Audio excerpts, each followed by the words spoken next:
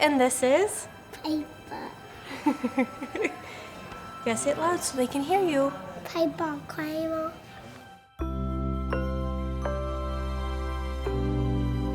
If you were given the honor of traveling with a child that has been sick and now is not, you almost sit in silence, humbled by the honor you've been given to use your knowledge to help that child to the life that otherwise would not have existed for her.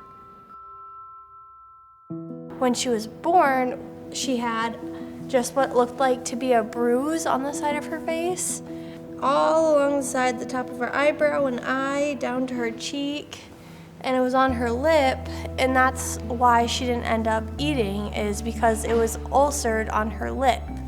It was like an open wound, and it was just so painful to try and nurse and to latch. She just wouldn't, and from right then they sent it off to Sioux Falls, and Sioux Falls was like, no, this is too intense, so they sent us straight here.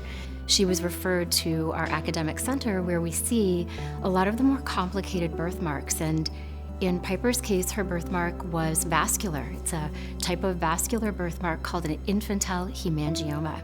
In Piper's case, several segments of the face, in fact 3 or 4, with the temple, cheek, and mandible area were all affected. Very scary being a young mom, not knowing what the heck this was. We've never heard of it before. So hemangiomas are rare only if it's not your kid. Infantile hemangiomas are present in about 4% of babies, more common in girls, more common in low birth weight babies. They can be associated with many different complications, one of which is ulceration, when the hemangioma opens up into a sore. And actually, Piper's had already done that all over her bottom lip and part of her cheek and ear by the time I saw her at 8 weeks.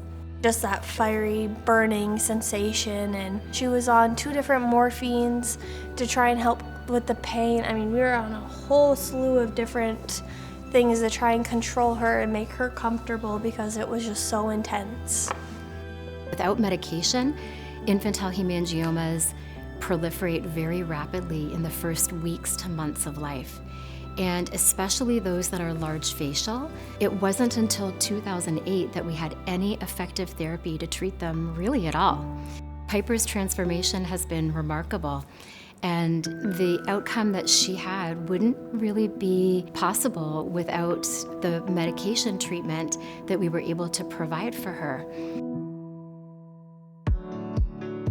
We have a fantastic department of dermatology, and within that department is my division of pediatric dermatology, and I might be biased, but I think we're among the best in the country.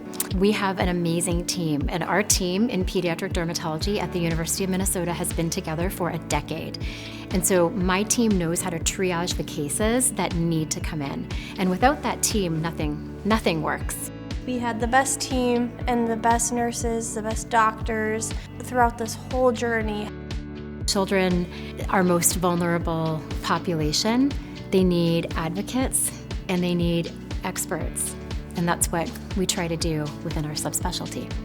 Everything happens for a reason, and as such a negative thing, find the light in it, find the joy. We got to know these amazing people, and I think today that makes her her fun, funky, goofy, happy self that she always is. So spreading the word that our Vascular Anomaly Center is here so that people have the ability to refer those patients in is really important. We look forward to just moving on and being strong and help bringing awareness to infantile hemangioma because it's so unknown and not a lot of research with it. Are you beautiful? Are you unique? Yeah.